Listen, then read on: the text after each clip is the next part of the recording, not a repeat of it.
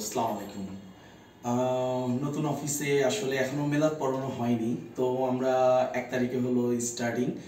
But আলহামদুলিল্লাহ আপনাদের দোয়ায় এই ফার্স্ট অ্যাকচুয়াল ভিডিওটা করা হইতেছে এর জন্যই, কারণ এই ফার্স্ট বসার পর আমরা 42টা পাসপোর্ট রিসিভ করছি, সব ইউরোপের কাজের জন্য।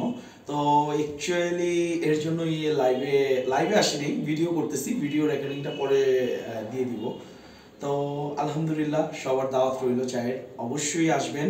এটা আমাদের নতুন অফিস, নতুন সেট আপ, বেশ কিছু কাজ এখনো বাকি আছে, এখানে ডেকোরেশনের কাজ বাকি আছে, বাহিরের আরও কিছু কাজ বাকি আছে, তো করতেছি আস্তে ধীরে।